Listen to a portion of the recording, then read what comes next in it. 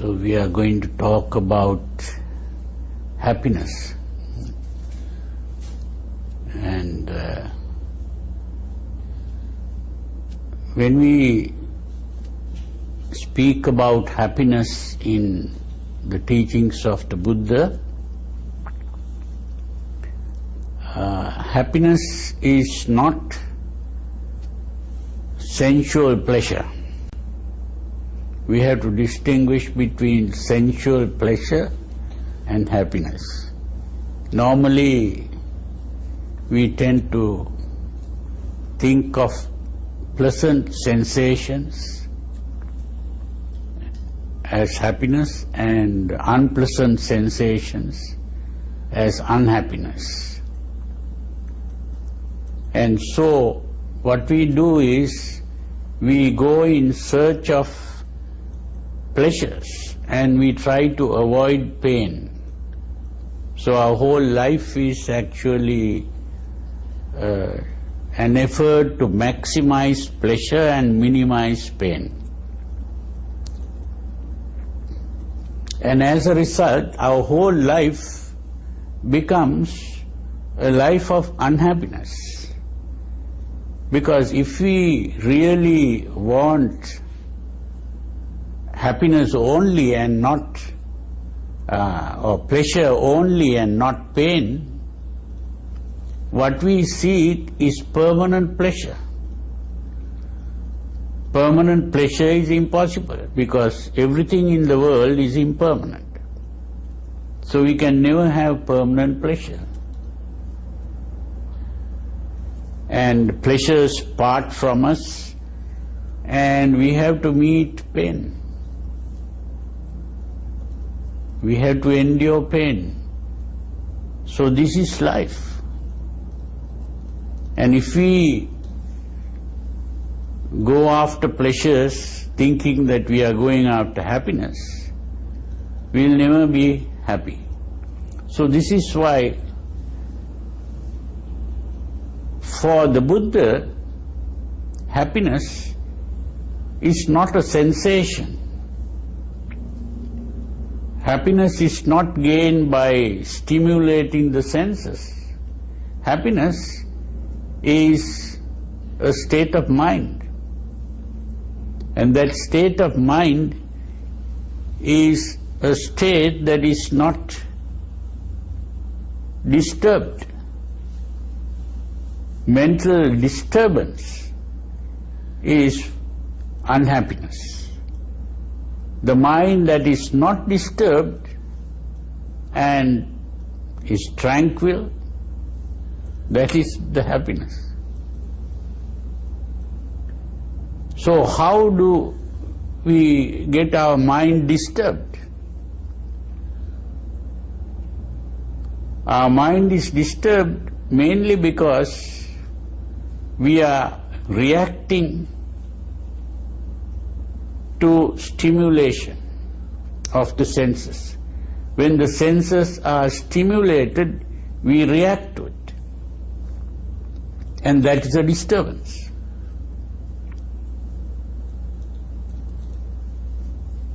When there is a pleasant sensation, if we react to it with desire,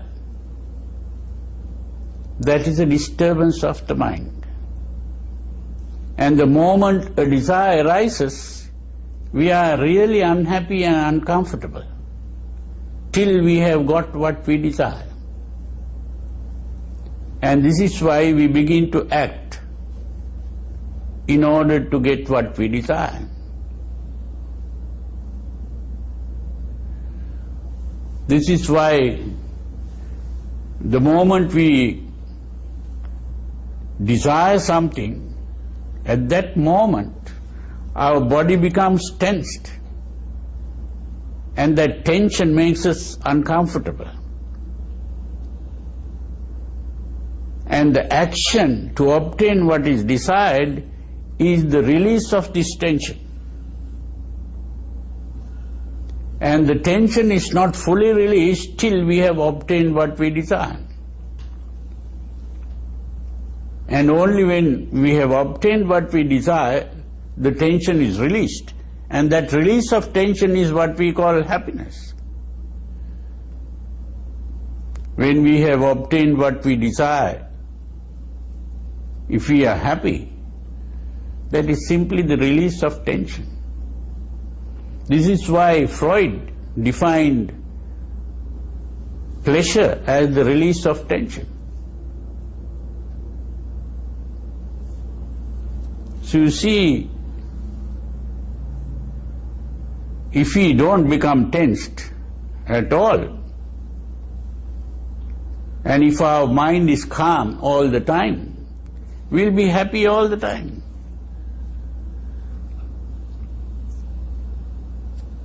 And when our mind is disturbed, we are not only making ourselves unhappy, we also create unhappiness for others. When we are greedy for things,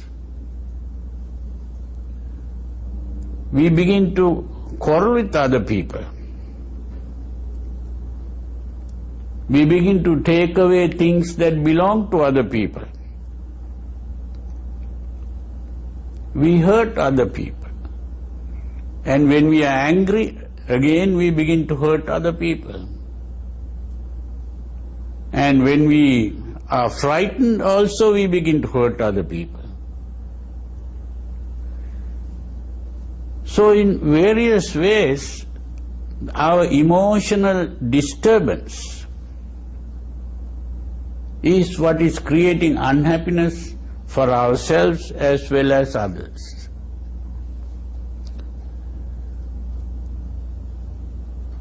And even if we think it is okay and try to keep on going after pleasures, we'll never be really satisfied. Because however much we get, we want more. We want something better, or we want something for a longer period. Always there is something wrong with what we get, so we are never satisfied. So that pursuit of pleasure is not going to really bring us happiness.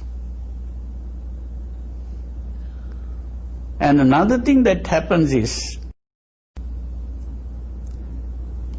we are not able to think straight when our emotions are agitated, excited. And so we'll never be really able to find the way to happiness, which is really the state of calm. And that state of calm is something that is already here, that we lost when we got excited. So it is only an effort to return to our original state of calm. But we have forgotten that real happiness is already there inside us, and we are seeking happiness outside. So this is why the Buddha pointed out that true happiness comes through purification of mind and tranquility of mind. So the whole practice of the teaching of the Buddha is an effort to purify the mind. Now, purifying the mind means that we free the mind of emotional excitement, emotional agitation. So the real happiness we try to acquire through purification of mind.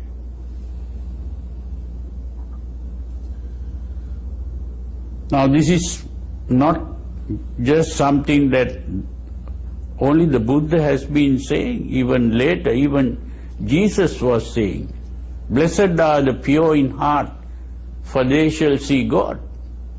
What does that mean? Does it mean that when you purify your heart, you'll be able to see God somewhere outside? No. Again, Jesus has been saying, the kingdom of God is within you.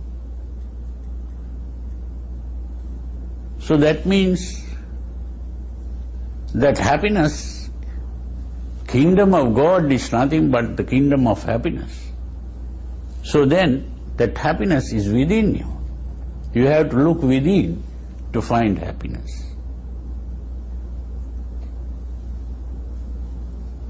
There are so many things in the Bible itself. And there is a statement called, it's really stillness. Be still and know that I am God. What does that mean? That stillness is the divinity.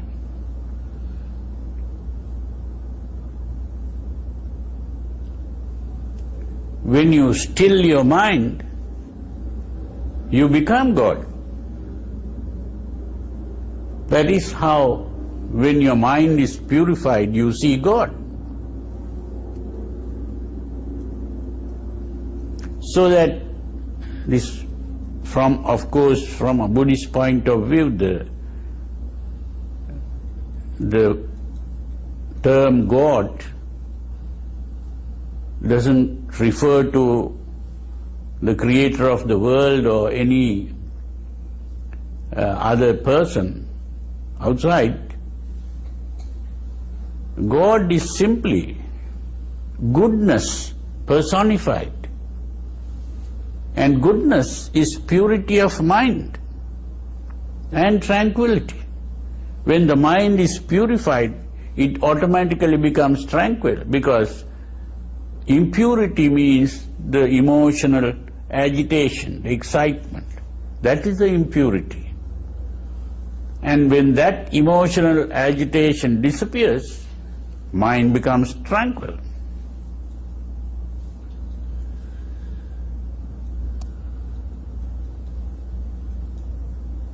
That's the important thing to understand. So, the Buddha also not only says, be calm, be tranquil. That's not all that he's saying. He shows the way how to make the mind tranquil. That's the important thing.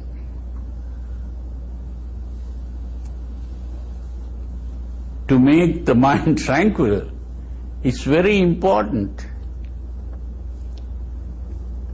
to realize that our emotions cannot be controlled by reason. Just reasoning out that certain things are bad or certain things are good, that is not going to help us very much in getting control over the emotions. This is why when reason and emotion are in conflict, emotion always wins. That's the problem. So if emotion always wins, when reason and emotion are in conflict, then that means reason cannot control emotion. But then, how can we gain control over these emotions? There is one secret that we should know. And that secret is, emotion is controlled by our imagination. The image in the mind, that is what controls the emotion. Every emotion or emotional excitement or agitation accompanies an image in the mind.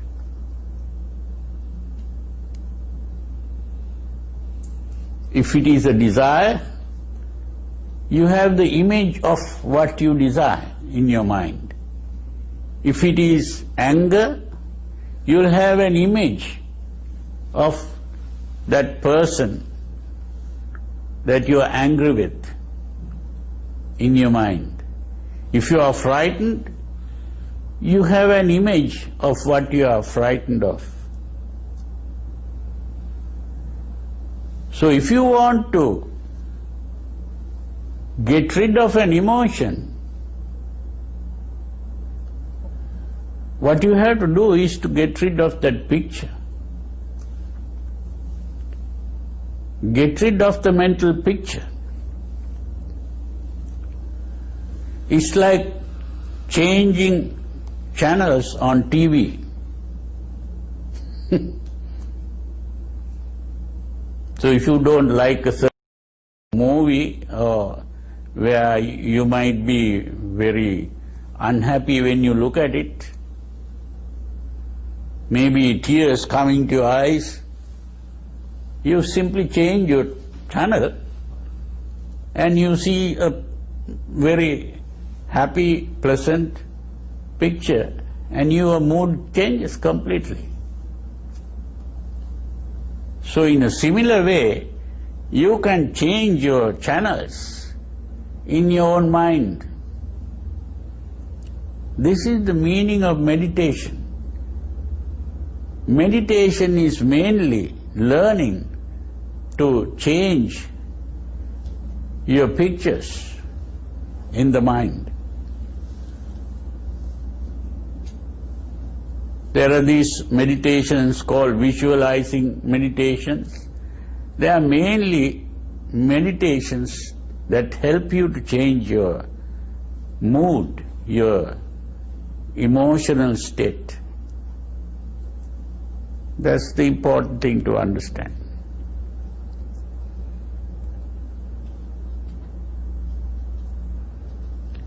So the mental image is very important.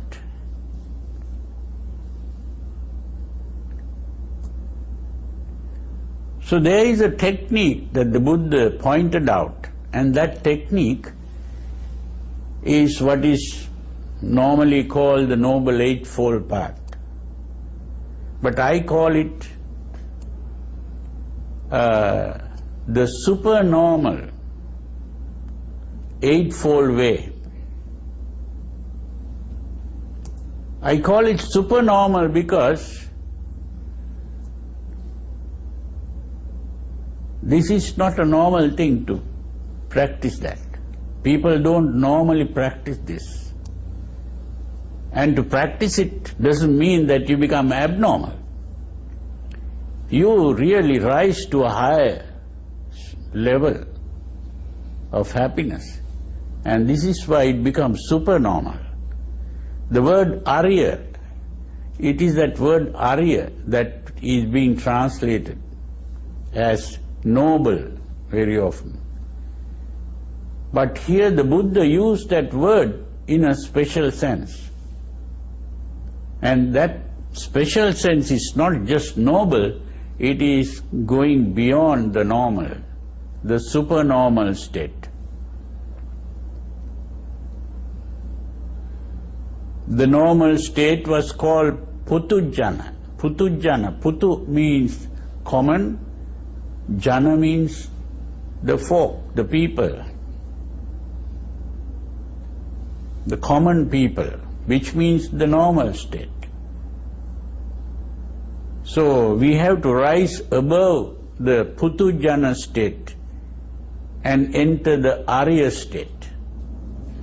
That means we have to rise above the normal state and enter the supernormal state. So this is very important to understand. And in order to enter this supernormal state, we have to begin with what I call a paradigm shift. A paradigm shift is to change your way of thinking. Now this has been recognized by modern psychologists who are called cognitive psychologists or cognitive therapists. They are making use of this. That our way of thinking is what determines our emotional state. But simply thinking alone is not going to change the emotion. It has to go through a change in the image, mental image. This is why the Buddha's second step was to change the image, Samma Sankappa. The first one was called Samma Ditti, which is the right view or right, what I call the harmonious perspective. It is harmonious. Samma really means harmonious. And harmonious means it brings about harmony without any conflict.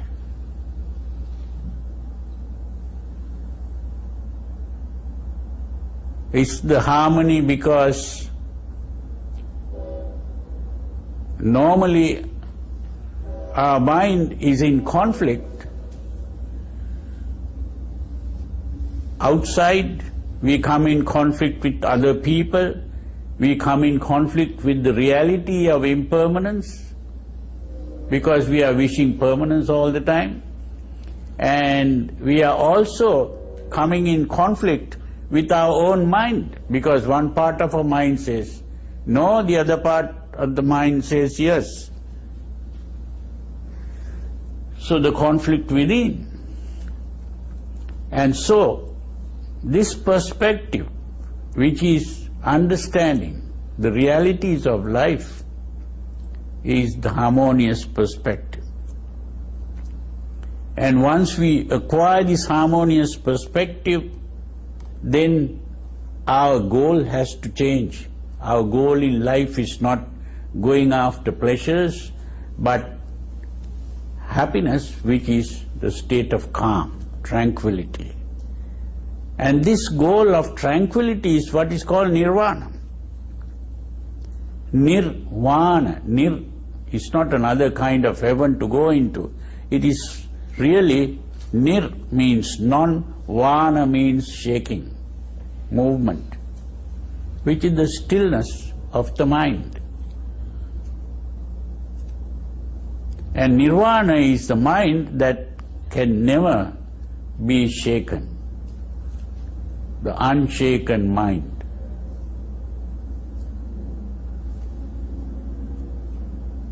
The mind that is not perturbed, the imperturbability of mind.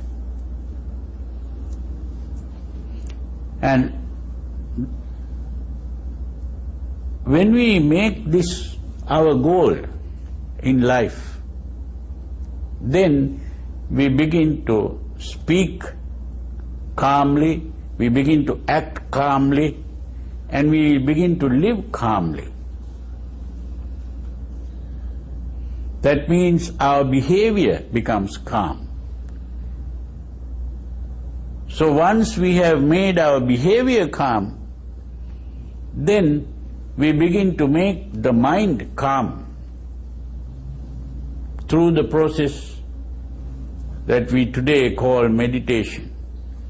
But the Buddha called this the harmonious exercise.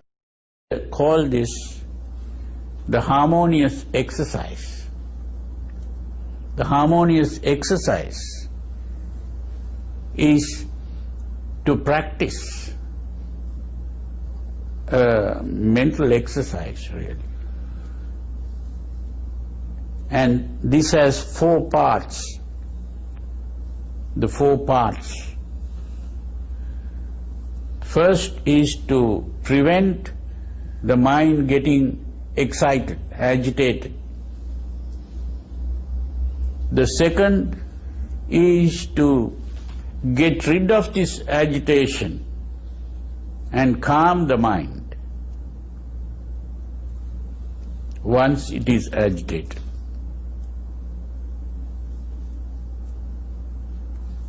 And the third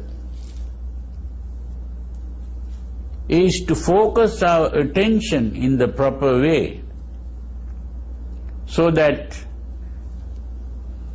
the attention is focused on our goal of calm, tranquility.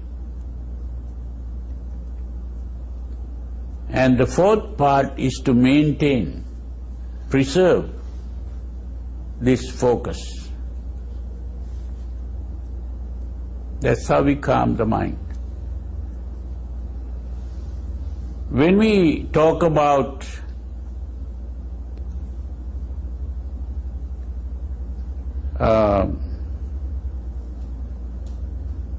preventing the mind getting disturbed, we have to understand that the mind gets disturbed due to the reaction to stimulation. That means when we see something, if we react to it, the mind is disturbed. We may be seeing something pleasant, and if we begin to think, oh, how beautiful this is, and begin to get excited emotionally, that is a disturbance. Or if you see something unpleasant and react to that, again that is a disturbance. So, if we can stop thinking about the pleasantness of things or the unpleasantness of things, we stop the reaction. Now this is something to be practiced. We cannot do it all at once. So this is why it is an exercise. It is an exercise to be practiced.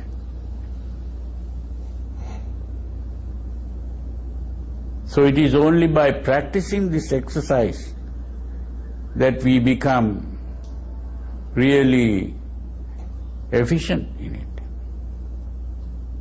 Because normally when we see something pleasant, we begin to automatically think how beautiful it is. Or if we hear some music and we think about that, then again we begin to think how pleasant it is. Or we smell something pleasant, again we think about it. Or we taste something pleasant, again we think about the pleasantness. Or we touch something pleasant, we think about the pleasantness. So if we keep on thinking about the pleasantness, more desires come up.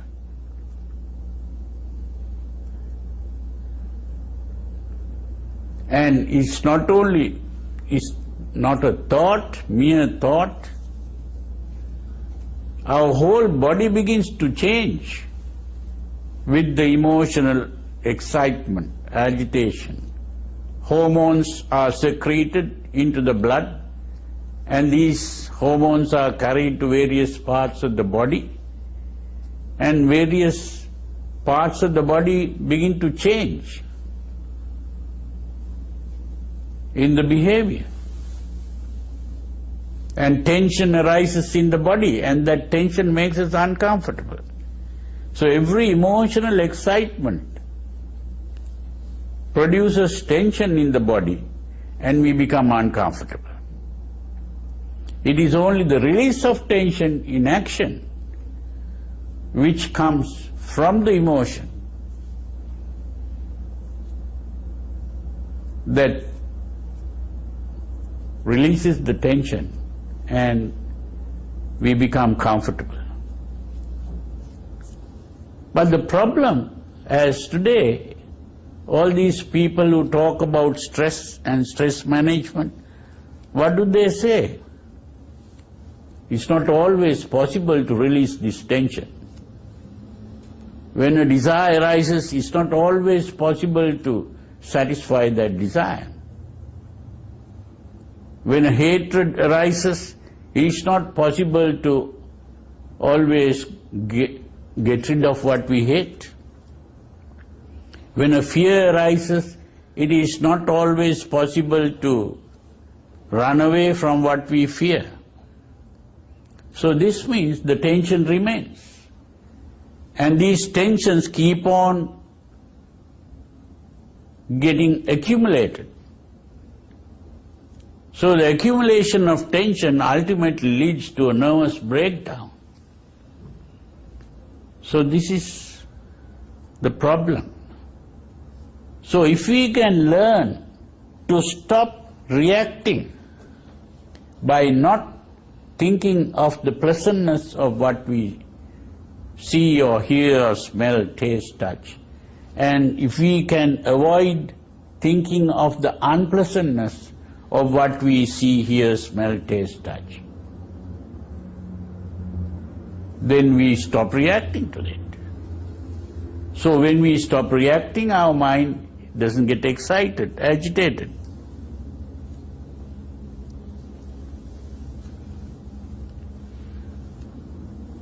So the next step is, if by any chance the mind gets agitated, we should be able to get rid of it. How do we do that?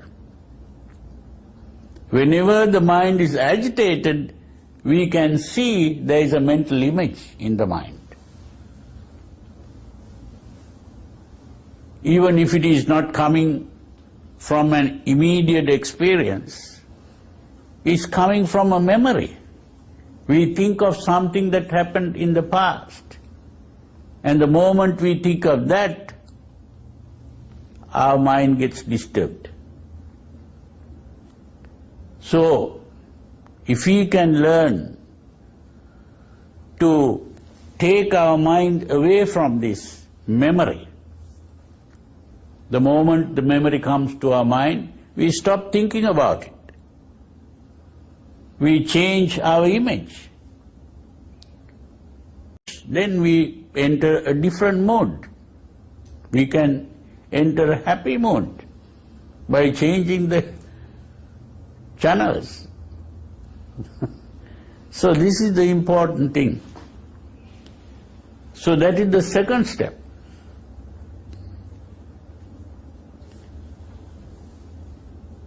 And both these steps were dealing with the objects to which we react. So there are two images. One is what is called perceptive image, which is the image when we see something or hear something in the immediate present. That's the perceptive image. The other is what is called the memory image. When we remember something. So, we are learning to take our attention away from both kinds of images. So when we take our attention away from both kinds of images, where are we going to focus this attention?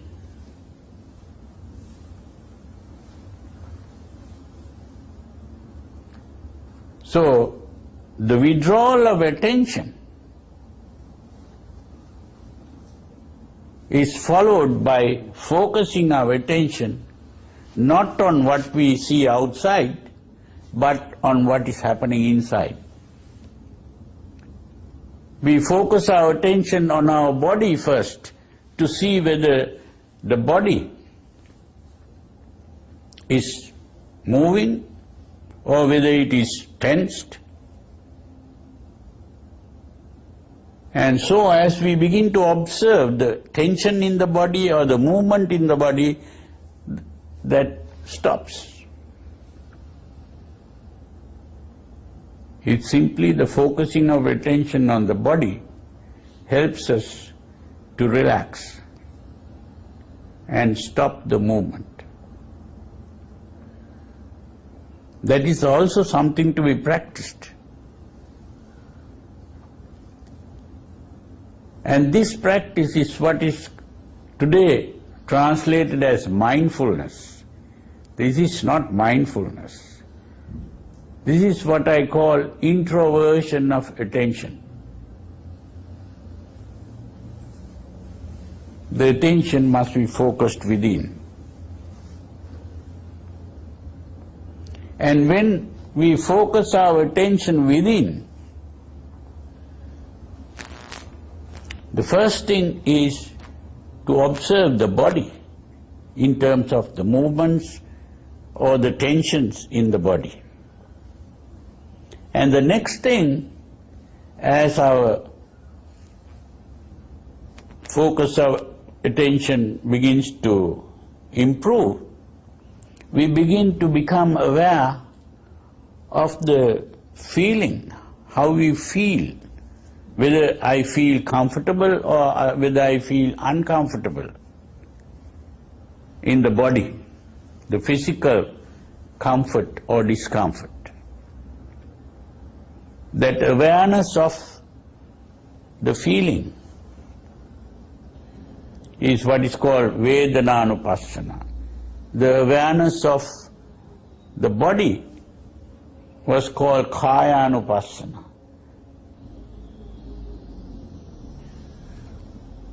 The awareness of the feeling is the Vedananupassana. And then, when we begin to become aware of that, the next stage is to become aware of our emotional state.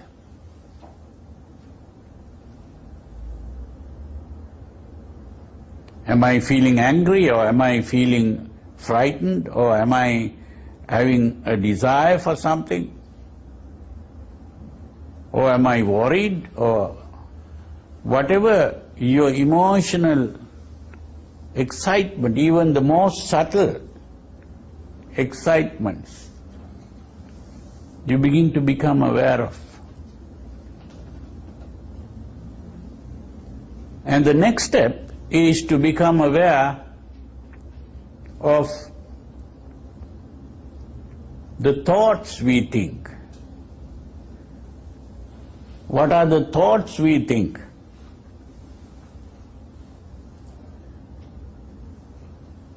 Our interpretation of our circumstances or whatever is going on outside, how I interpret these things.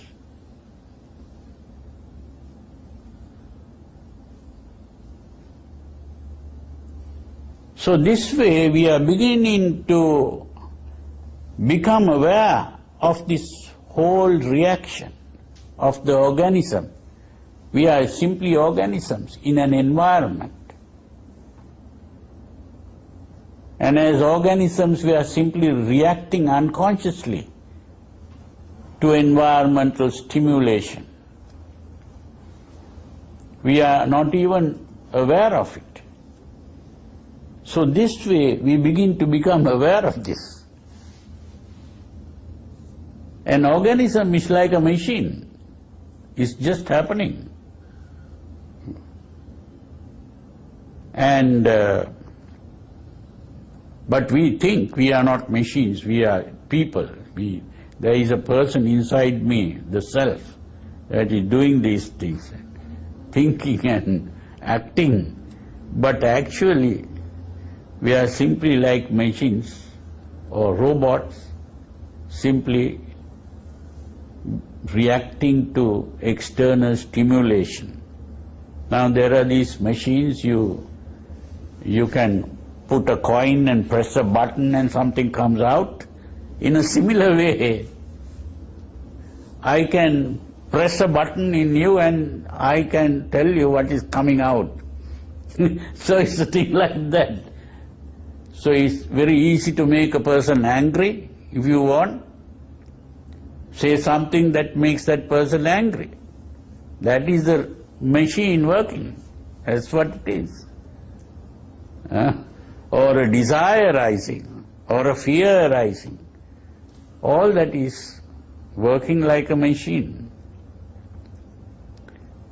So what we are trying to do is to stop being a machine.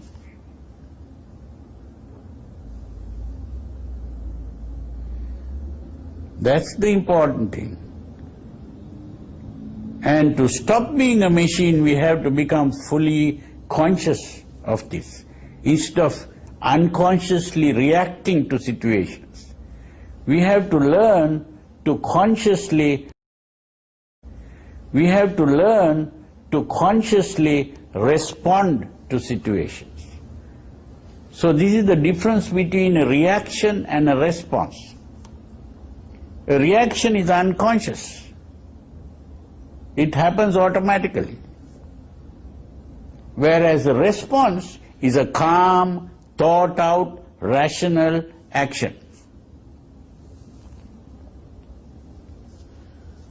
So it's only when we are able to respond to situations that our reason is governing our behavior. Otherwise, it is the emotion that governs behavior. This is the difference between an animal, other animals and the human being. Human being is also an animal, but the difference between the human being and the other animals is that the human being is able to think and reason out and act rationally. But this doesn't mean that every human being at every moment is doing that. That's the problem. We are not making use of that capacity. So the purpose of the teaching of the Buddha is to teach people how to become fully human.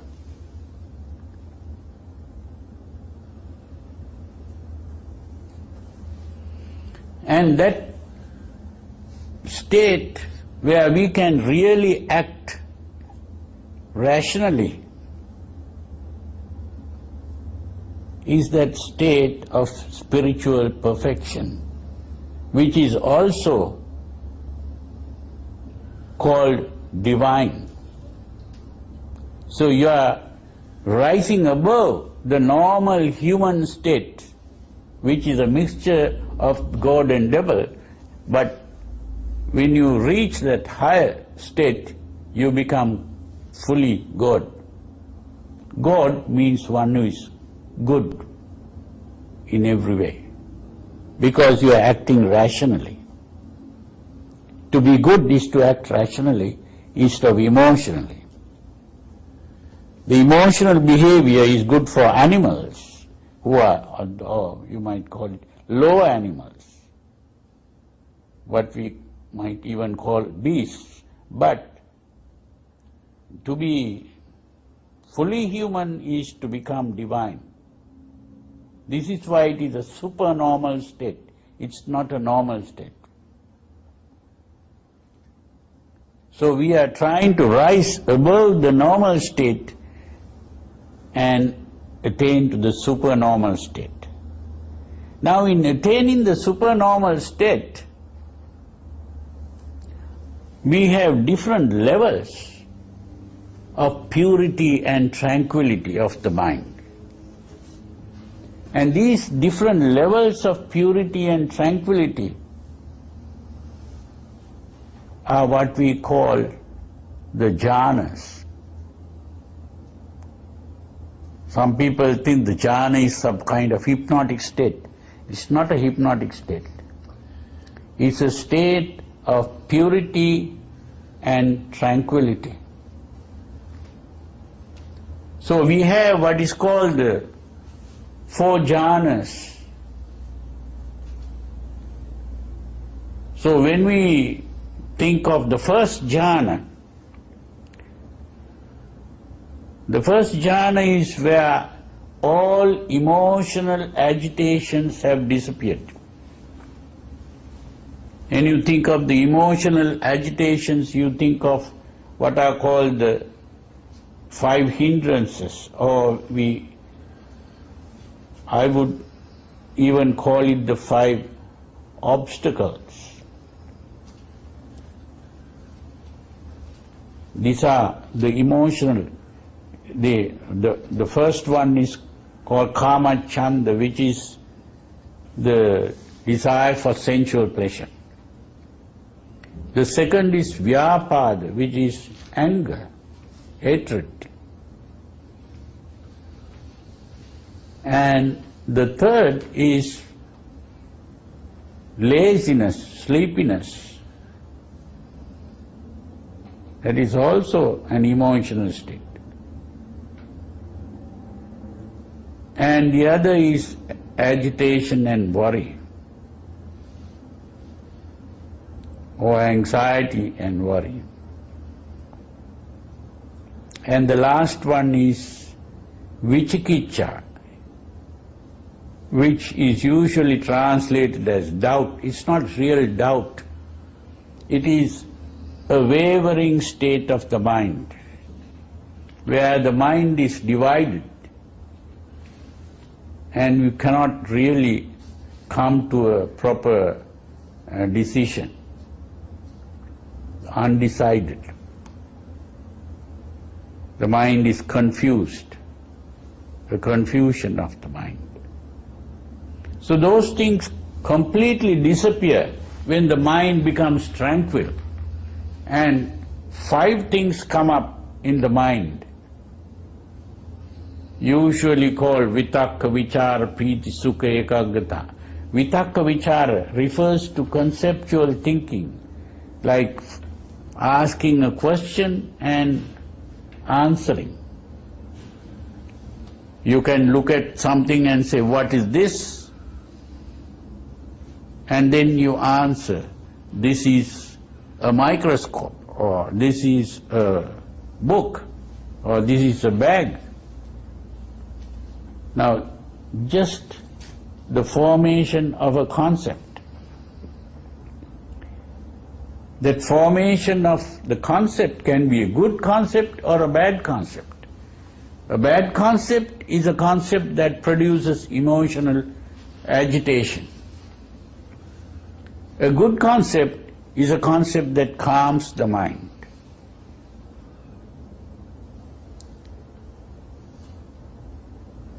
So when we enter the first jhana, there are good concepts only, calming concepts.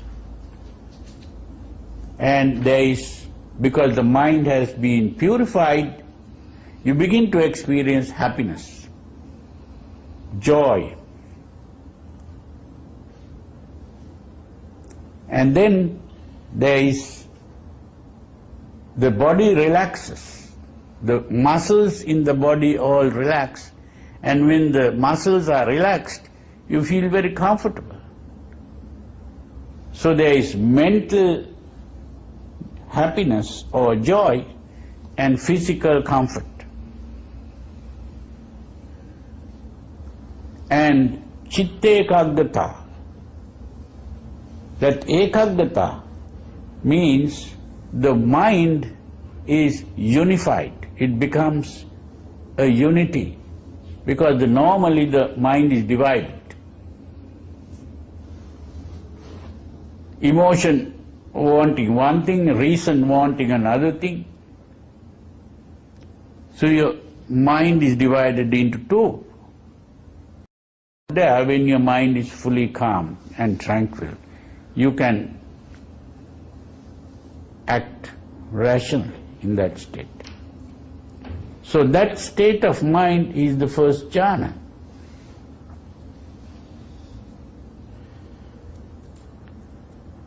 Now there are even deeper levels of calm, tranquility. That is only the first level. When we come to the second level, what happens is, even that thinking, formation of concepts, that part stops. and you are left only with the happiness, comfort, and the stillness of the mind.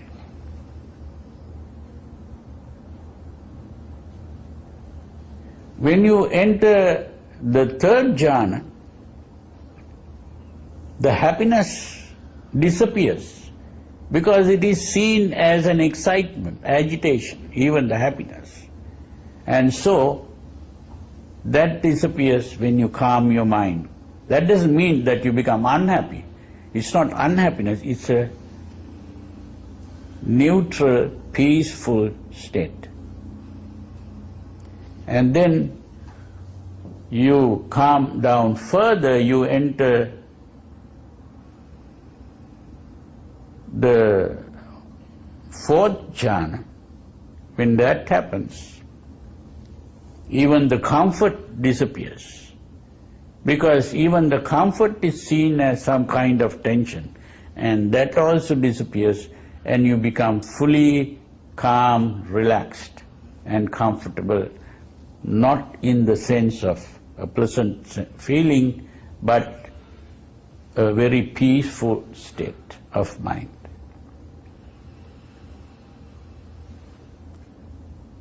And you can even go beyond that. But for the moment, I think this is okay. But for you to understand that the calmness and relaxation is the true happiness. And this true happiness was achieved by the Buddha by rising above the normal state and entering a supernormal state, which is also called the divine state or spiritual perfection. Now, that state, he taught, and many of his disciples were able to attain that state. Even today, those who begin to understand this properly and practice it will be able to attain to that state. But the problem is how many people really want to do it and how many people really practice it. That's the problem. And how many people really understand how to practice. That's the problem. Now, after more than 2,500 years after the Buddha, the teachings of the Buddha has got lost really. There are so many schools of Buddhism trying to interpret the teachings in different ways. The original teaching is still there in the books, but very few people really understand it. So this is why it is very important for people who are interested to go and study this, and not only study it, practice it, and try to attain to that highest level of happiness, which is called nirvana.